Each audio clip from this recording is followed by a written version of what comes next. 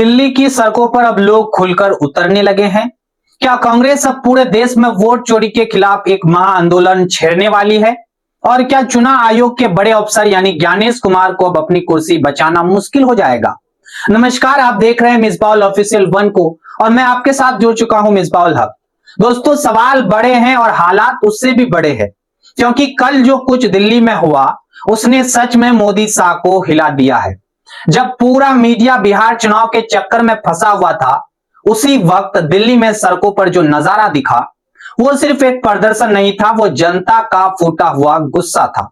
और ये गुस्सा यूं ही नहीं फूटा, इस बार दीवारें बोलने लगी। चुनाव आयोग के दफ्तर की दीवारें, जहां पोस्टर चिपकाए गए, और वो भी कौन से पोस्टर?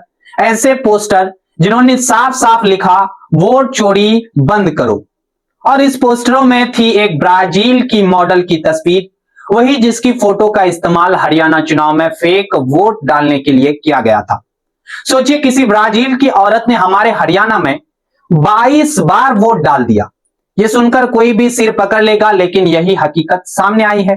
अब सवाल उठता है, क्या हमारा चुनाव आयोग सो रहा था, या फिर यह सब मिली भगत से हो रहा था?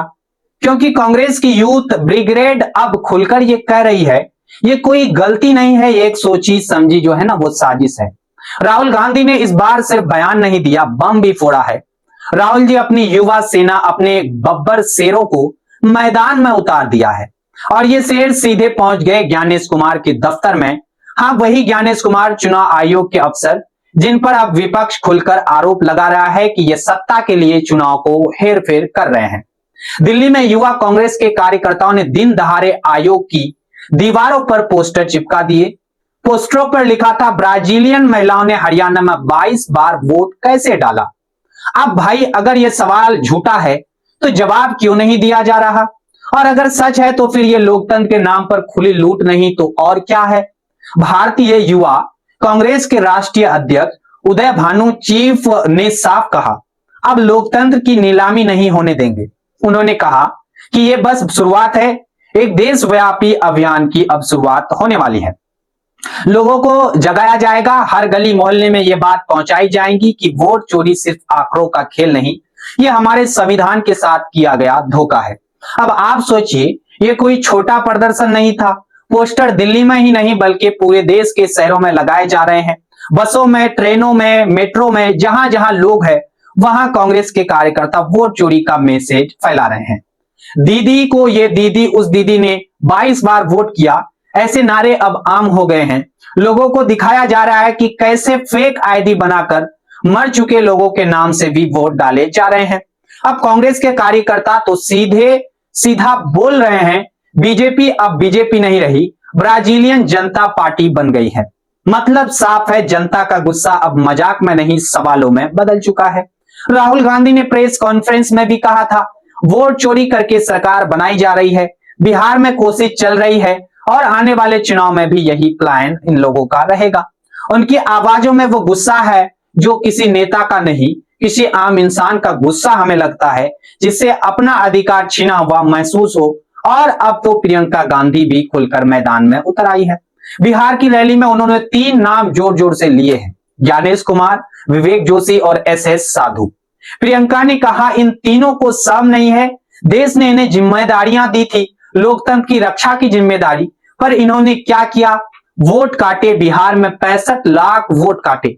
सोचिए, 65 लाख वोट, कितना बड़ा आंकड़ा है ये सिर्फ वोट नहीं, ये 65 लाख लोगों की आवाज है जिसे दबा दिया गया बिहार में। प्रियंका आगे बोली है, वार की है, क्या इन्हें अपने पद के पीछे छिपने देना चाहिए? क्या ये रिटायर होकर चैन से जिए जब इन्होंने लोकतंत्र का गला घोट दिया? लोगों ने जवाब दिया, बिल्कुल ही नहीं। उन्होंने कहा, इनके नाम याद रखिए जैसे एग्जाम के लिए मुद्दे याद रखते हैं, ज्ञानेश कुमार, विवेक जोशी, एसएस साधु, और उनके साथ मोदी और अमित शाह। प्रियंका गांधी ने जनता से कहा, जिस दिन जनता जवाब मांगेगी उसी दिन इस देश में लोकतंत्र फिर से जिंदा होगा। अब साफ है कि कांग्रेस ने सिर्फ बयानबाजी नहीं की, एक पूरा जन आंदोलन शुरू कर दिया है। वो तब तक नहीं रुकेंगी जब तक चुनाव आयोग अपनी दलाली छोड़कर निष्पक्ष नहीं बनेगा। अब दिल्ली की सड़कों की तरफ थोड़ा और लौट जाते हैं। उसी दिन जब ये पोस्टर बवाल चल रहा था, इंडिया गेट के पास दूसरी तस्वीरें सामने आई। सैकड़ों लोग सड़कों पर थे। अब और मुद्दा था क्या भाई, आप सोच रहे होंगे, मुद्दा था हवा। मतलब जी हां, सांस लेने की हवा। वो बच्चे, वो औरत, वो बुजुर्ग सब सड़कों पर उतर आए क्योंकि दिल्ली की हवा जहर बन चुकी है। लोग सिर्फ इतना कह रहे थे, हम सांस ले नहीं पा रहे हैं, हमें अच्छा से सांस लेने दिया जाए। लेकिन अमित शाह की पुलिस ने सबको उठा लिया, रातों रात गिरफ्तार कर लिया गया, बच्चों तक को छोड़ा नहीं दिया गया है। कहा गया कि सड़क जाम हो रही थी। अब मेरा सवाल यहां, मेरा तर्क सुनिए। अरे भाई, जब सड़कों पर धम यात्रा निकलने वाले बाबाओं को तुम रास्ता देते हो, तो इन बच्चों को जेल क्यों भेज रहे हो जो साफ हवा आपसे मांग रहे हैं?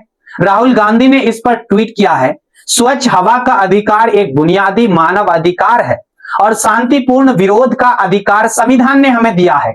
उन्होंने पूछा, जो लोग सांस लेने का हक मांग रहे हैं, उनके साथ अपराधियों जैसे बर्ताव क्यों हो रहा है? यही फर्क है इस सरकार में। जो सवाल पूछता है उसे अपराधी बना दिया जाता है और जो देश लूटता है उसे पदक मिल जाते हैं। अब आप सोचिए, एक तरफ वोट चोरी का आरोप और दूसरी तरफ प्रदूषण पर सवाल और तीसरी तरफ पुलिस की बड़बड़ाता। क्या ये सब मिलकर एक नए दौर की शुरुआत नहीं दिख रहे हैं? क्या ये वही आग नहीं है जो यूपीए 2 के वक्त सड़कों पर दिखी थी? उस वक्त भी लोग एक मुद्दों पर नहीं, कई मुद्दों पर एक साथ भड़क उठे थे। कभी भ्रष्टाचार, कभी महंगाई, कभी बेरोजगारी, और अब वही हालात फिर लौटता हुआ नजर आ रहा है। आज मुद्दे हैं वोट चोरी, वायु प्रदूषण, लोकतंत्र की लूट। जनता का सब्र अब टूट चुका है। अब सवाल यह है, क्या मोदी शाह इस आग से बच पाएंगे या जनता वही करेगी जो उस वक्त यूपीए सरकार के साथ किया था? देखो दोस्तों, ये खेल बहुत ही गहरा है। जब वोट चोरी होती है तो सिर्फ एक सरकार नहीं बनती, एक तंत्र बनता है जो फिर अपने हिसाब से फैसले करता है। फिर वही तंत्र तय करता है कि कौन बोलेगा, कौन चुप रहेगा, कौन जेल जाएगा और कौन चैनलों पर दिखेगा। अब राहुल गांधी का अभियान इसी तंत्र के खिलाफ है। उन्होंने खुलकर कहा, यह लड़ाई किसी पार्टी की नहीं, लोकतंत्र की है। और सच कहूं, आज तो जो हो रहा है वो किसी भी देशभक्त को बेचैन कर देगा।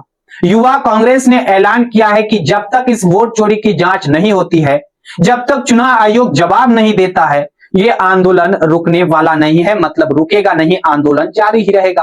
पोस्टर लगेंगे, जुलूस निकलेंगे, सवाल पूछे जाएंगे हर शहर, हर गली में। और अब ये सिर्फ राजनीतिक आंदोलन नहीं रहा, ये जनता का आंदोलन बन चुका है, क्योंकि अब हर किसी को लगने लगा है कि हम वोट डालते हैं लेकिन सरकार कोई और बना देता है। अब ये बात लोगों के दिल में उतर चुकी है। दिल्ली से लेकर पटना तक, लखनऊ से लेकर मुंबई तक लोग अब एक ही सवाल पूछ रहे हैं, हमारा वोट आखिर जाता कहां है? जो मर चुका है उसका नाम लिस्ट में कैसे आ जाता है? जो ब्राजील में रहती है वो हरियाणा में कैसे वोट डाल देती है?